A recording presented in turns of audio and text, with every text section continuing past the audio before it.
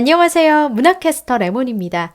오늘 함께 볼 작품은 고정희 시인의 모든 사라지는 것들은 뒤에 여백을 남긴다입니다. 이 시집은 고정희 시인이 세상을 뜬 뒤에야 발표가 됐는데요. 시인의 유고 시집이라고 할 수 있지요.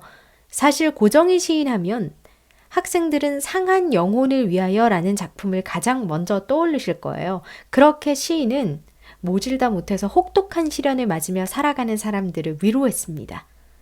오늘은 5.18 광주 민주화운동 기념일이죠. 제가 계획을 세울 때 고려했던 건 아닌데요.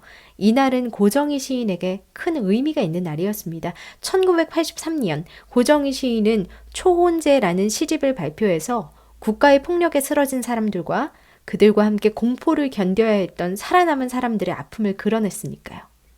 오늘 함께 볼 시는 스스로에게 건네는 위안이자 이 시를 읽는 모든 사람에게 건네는 위로라고 할 수 있습니다. 제목에 그대로 나와 있죠. 모든 사라지는 것에 대한 새로운 깨달음, 그 여백에 관한 이야기입니다. 먼저 같이 읽어볼게요. 무덤에 잠드신 어머니는 선산 뒤에 큰 여백을 걸어두셨다. 말씀보다 큰 여백을 걸어두셨다.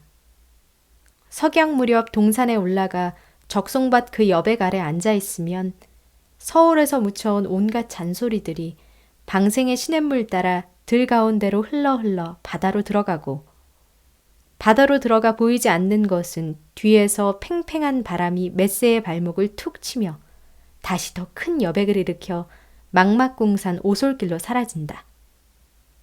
오 모든 사라지는 것들 뒤에 남아있는 둥근 여백이여 뒤안길이여 모든 부재 뒤에 떠오르는 존재여. 여백이란 쓸쓸함이구나. 쓸쓸함 또한 여백이구나. 그리하여 여백이란 탄생이구나.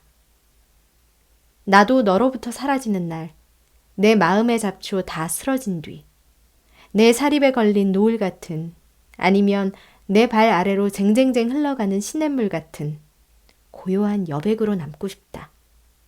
그 아래 내가 앉아있는.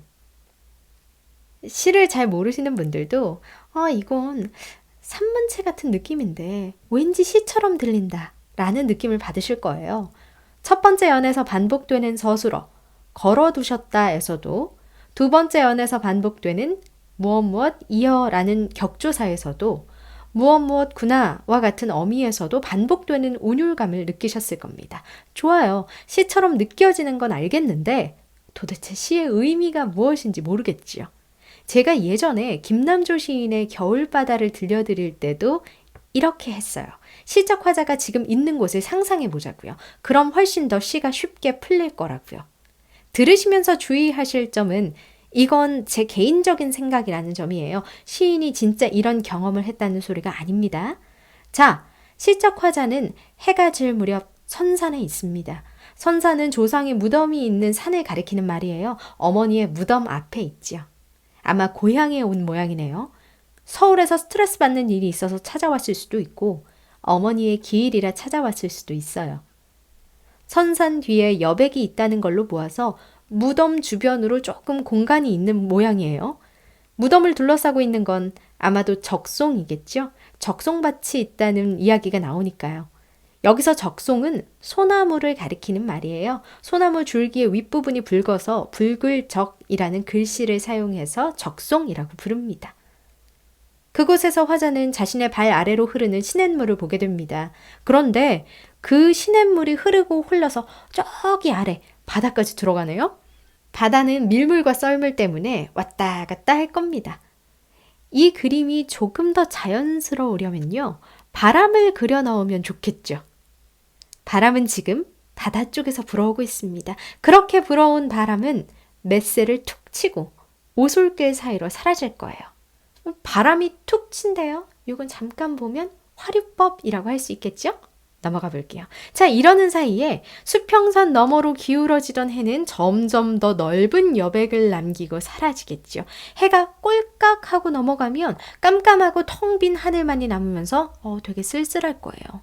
하지만 그 쓸쓸한 하늘에는 곧 달이 뜨고 또 달이 지고 난 뒤에는 새로운 태양이 뜨겠죠. 그것으로부터 나는 깨닫습니다. 여백이란 탄생이라고요. 여백이란 비어있는 것이 아니라 사라진 것의 흔적이라는 것이죠. 나도 너에게 그런 존재가 되고 싶고요. 즉, 내가 이 세상에 존재하지 않더라도 너에게 여백으로서 남고 싶다라는 의미겠죠. 어떠세요?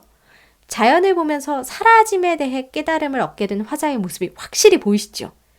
그럼 이제 화자에게 사라짐은 완전한 소멸이 아니라는 것도 아시겠네요. 지금부터 화자가 이야기하는 두 가지 사라짐을 중심으로 시를 찬찬히 분석해 볼게요. 첫 번째 사라짐입니다. 어머니의 죽음이에요. 어머니가 돌아가셨다고 아예 어머니의 존재가 없던 일이 되나요? 아니죠. 어머니와 함께했던 추억, 어머니가 해주셨던 이야기, 어머니의 맛있는 음식들 다 기억 속에, 마음 속에 남아서 언제든지 다시 떠올릴 수 있어요. 그러니 큰 여백을 걸어두었다고 화자는 말했고요. 그 큰 여백은 어머니와 함께했던 추억이고 기억이지요. 자, 그 다음 두 번째 사라짐이에요. 서울에서 묻혀온 온갖 잔소리들입니다. 화자가 있는 곳이 마음이 편해지는 고향이라면 서울은 딱딱하고 바쁜 일상을 보내는 도시의 느낌이라고 할 수 있겠죠. 그러니 서울에서 홀로 살면서 겪는 슬픔, 고민, 우울감 같은 것들이 전부 잔소리라고 할 수 있죠. 아마 보통 사람들이라면 이런 모든 것들이 그냥 사라지기를 바랄 거예요. 슬픔이나 고민은 있으면 힘들기만 하다라고 생각할 테니까요. 그런데 화자는 시냇물의 잔소리를 방생합니다.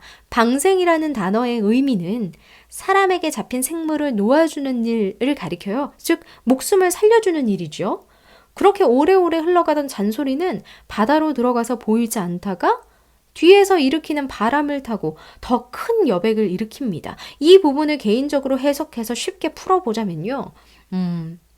슬픔이나 고민 같은 거, 이거 왜 일어날까요? 어떤 경험이 있었기 때문이죠. 실패한 경험이거나 안 좋은 결과를 가져온 경험일 거예요. 그 고민과 슬픔을 버리기 위해서 경험까지 싹 잊는다? 과연 나 자신의 성장에 도움이 되는 일일까요? 반대로 실패의 경험에 집착해서 물고 늘어진다? 아니, 그렇다고 그 실패를 극복할 수 있을까요? 아니죠. 그런 경험들을 자연스럽게 흘러가도록 내버려 두면 더 큰 여백, 즉 더 큰 깨달음이 되어서 돌아오면서 다른 기회를 만날 때 더 새로운 나로 거듭나는 데 도움이 될 겁니다. 경험이든 사람이든 사라지는 것 뒤에는 여백이 남고요. 그 여백은 깨달음이라고 할 수 있겠지요. 그래서 화자는 이연에서 둥근 여백이여, 뒤안길이여, 모든 부재 뒤에 떠오르는 존재여 하고 여백을 세 가지 다른 말로 부른 겁니다. 여기에 쓰인 표현법이 바로 영탄법과 도노법이죠. 도노는 부른다는 의미로 생각하시면 돼요. 보통 무엇인가를 애타게 부르고 소리치는 건 자신이 그로부터 느낀 정서를 강조하기 위해서죠. 그럼 어떤 정서를 강조한 걸까요? 바로 다음에 나와 있는 새로운 인식에 대한 놀라움입니다. 놀라움을 강조한 거예요. 부재 뒤에 떠오르는 여백이 쓸쓸함이면서도 또 다른 탄생이 되는 것. 이것 때문입니다. 아주 역설적인 깨달음이죠. 그래서 이 부분을 역설적 깨달음이라고 합니다. 이 부분에서 인식의 전환이 일어나면서 영탄형 어미를 쓴 거죠. 인식의 전환이라는 건 지금까지 생각했던 것과 다른 생각이 떠오른 것을 의미합니다. 자, 그리고 이런 진리를 깨달은 화자는 다른 것은 바라지 않아요. 자신 역시 고요한 여백으로 청자 너의 곁에 남고 싶은 거죠. 그 형태는 잡초, 즉 고민이나 슬픔이 다 소화된 노을이나 시냇물 같은 모습으로요. 그리고 마지막 말은 차마 다 마치지 못했습니다. 그래서 길게 여운이 남지요.